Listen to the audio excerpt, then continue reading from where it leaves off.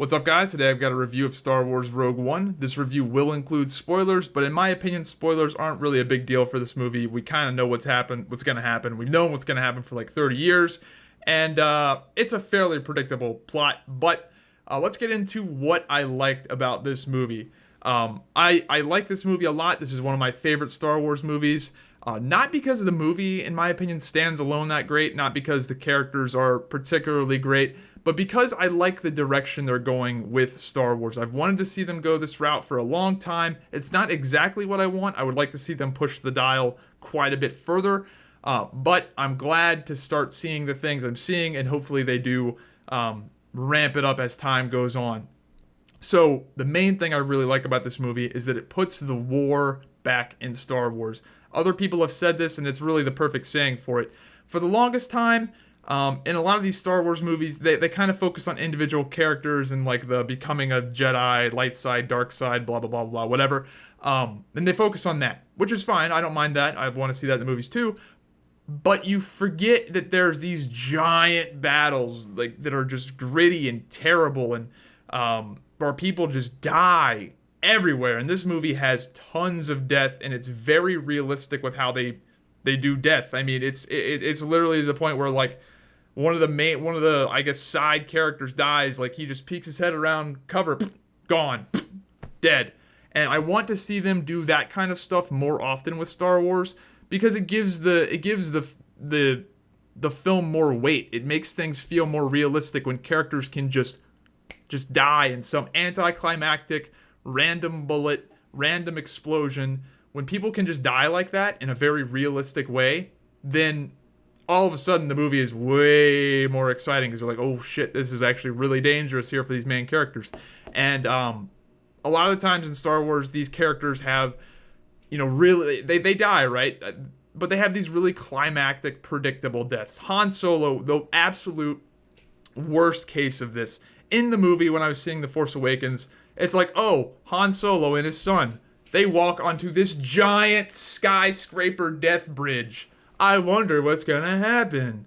So it's really refreshing to see characters die in realistic ways. And I like that this movie has, it's realistic in the fact that a lot of people just die. And I think it's pretty good. I like how gritty it is. I wish it was more gritty. This is something I don't think Disney will ever do, because they're Disney, but I would love, dude, please God, I would love to see, it's never gonna happen, but a rated R Star Wars movie. Not with like tons of fucking and titties, but just because it's just brutal and real and people are dying, and I want to see a rated, I really do. I really want to see it. And I think there's a chance. Because of the way TV has gone. We've got the Logan Wolverine movie coming out that's rated R. We've seen some rated R superhero movies with Deadpool. I really want to see them push the envelope, but I don't think it's going to happen, because Star Wars has kind of always been a little bit family friendly.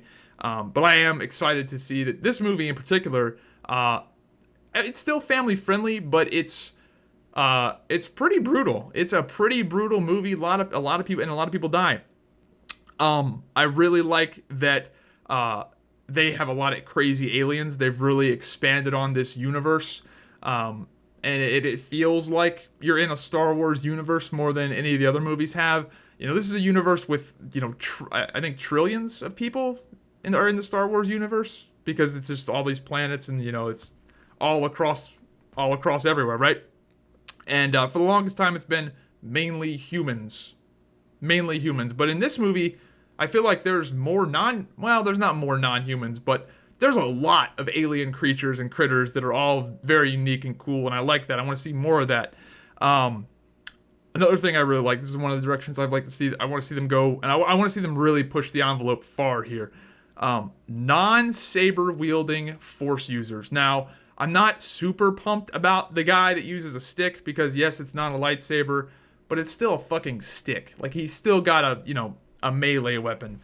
And it makes sense, because, he can't have a lightsaber, because the Jedi have been hunted down. If he had a lightsaber, then he would just be killed. So it makes sense for him to have a stick. But I want to see Force users that use, blasters. I want to see Force users that use non-conventional weapons.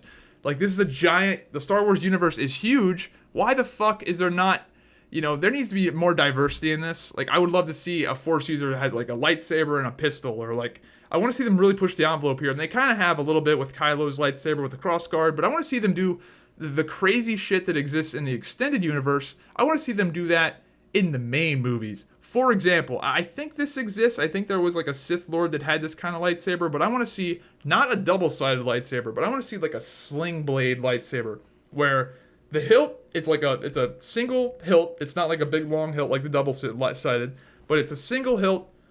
Lightsaber comes out this end, right? But it can switch to that end, and it just pivots. It goes, and the person that's wielding it can control it, right? So imagine the crazy shit you could do with the choreography where, you've got a lightsaber. It's a one-handed lightsaber, but you can switch on the fly, and it ignites really quick. Dude, I would love to see that. Imagine, like, you're fighting some guy with a lightsaber, and you go with a cross slash this way, right? And then you instantly come back because you ignite the other end the other way. You could do so much cool shit like that. I don't think I made that up. I think somebody has that. It's one of the Star Wars nerds. I think it was some old Sith Lord that had a lightsaber like that. But I want to see that. I want to see, they're doing this with the Maz Katana character, the alien, orange alien woman that's old as fuck. That's like the Yoda of 7.0, Star Wars 7. But I want to see more more non-saber using Force wielders for sure. I want to see some like sorcerer style people. I really hope they go that way and just. Because it's dumb. It's like everybody's got a fucking lightsaber. Surely people will find there's more. Anyway, I'm on a rant. And the last thing I really liked was the ending. I like that they didn't pull a Disney happily ever after. The good guys win and everyone is, celebrating. That's not what happened. They did accomplish their goal, but with an extreme amount of sacrifice. Tons of people died. All of the main characters that you love die. All of them. Across the board, no one makes it out alive. And I like that. I like that they went that direction. I like that they had the balls to kill off all of the characters that you started to like. It's good. I really like that. So good on you, Disney, for at least doing that. But I want to see them, turn that dial even further. So now one of the things I don't like. So the biggest thing I didn't like was that the characters are kind of forgettable. So it hasn't even been 24 hours since I've seen this movie, and I couldn't tell you the names of the characters. I think the main character is Jin. I don't know who the other co-host guy is. I can't remember his name. Then there's force-wielding stick guy. I don't know who that guy is. Then there's big gun Asian guy. Don't know who that guy's name is. I think the droid is K2. I remember his name. I don't know why I remember his name, but I won't remember. The thing is, I won't remember his name, 3 weeks from now. The characters are very forgettable, especially the two main characters. I think the supporting cast is far better than the two main characters, in my opinion, are pretty boring. The droid is awesome. The stick guy is pretty cool. All the supporting, that's kind of what I've noticed. Maybe I'm alone in this, and maybe people think I'm just retarded for thinking this, but I think the two main characters are pretty fucking lame and pretty boring. But the supporting character's pretty cool. I like the guy with the big gun. He had some interesting, weaponry in Star Wars that you don't typically see. Most people either have like a rifle or like a pistol. This guy's got this heavy LMG thing with like an RPG and this big tank on his back. Like he's like a commando from like Star Wars: The Old Republic, for example. I want to see them do more of that stuff, more unique weapons. And another thing, the Peter Cushing thing, with General Tarkin. So the real General Tarkin died, I think, before I was born. So they obviously couldn't get him for this movie. So what they did was they CG'd him. And that, at first, dude, the first time I saw him, like, 'cause they show him with his back to the, like, looking out the spaceship window, essentially. And I was like, are they going to turn him around, or are they just going to do one of those, like, you only see his back kind of deals? But they turn him around, and for a split second, I was like, what the fuck? Did they get a guy that really looks this similar? Because that initial shot, it's kind of dark, and they can kind of hide the fact that it's CG very easily. But that fades away quickly. It instantly takes, like, a minute into the movie, you're like, all right, that's a CG guy. Like, that's clearly a CG guy. It's very impressive, but it's clearly a CG guy surrounded by all these people that aren't CG. So, I don't know. I don't know what to really say about that because the dude is fucking dead. Like, it's not like they can get him. And if they got a look-alike, it wouldn't be the same. So it's kind of a shitty situation they're in. But I don't know. It wasn't that bad, but it did kind of take me out of it a little bit. Anyway, that's what I think of Star Wars Rogue One. I highly recommend that you go see this movie in theaters while you can, because you're only going to get to experience those, big battles, the big battle scenes in theaters once, and having the surround sound and if 3D, if you're into that, it really does add to it, because they're incredible. And this iteration of Star Wars really is incredible when it comes to the battles. So definitely go see it in theaters for that reason alone. I do really enjoy how they slightly blurred the lines between good and evil. They haven't done this anywhere close to the amount that I want them to, but they did show some of the fucked up things the rebels did, and I like that. But I want to see them do that more. I want to come out of a Star Wars movie not saying, "Oh, the good guys won." I want to come out of a Star Wars movie going, "Did the good guys win?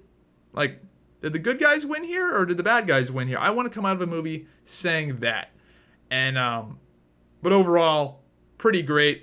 I think what I want is not very realistic to what is actually going to happen in reality, but I would love to see them really just blow the lid off this fucking thing and go a little crazy with it, since it's new, since they're going into new territory. And that's the main thing I'm really looking forward to. Yeah, it's cool to go back and get the backstory of how they got the Death Star plans, whatever, but I'm mainly looking forward to the stuff in the future. If you enjoyed the video, be sure to subscribe, as well as click the bell icon next to the subscribe button and enable notifications. That way you'll get my videos more reliably. Hope you enjoyed the video, and I'll see you next time.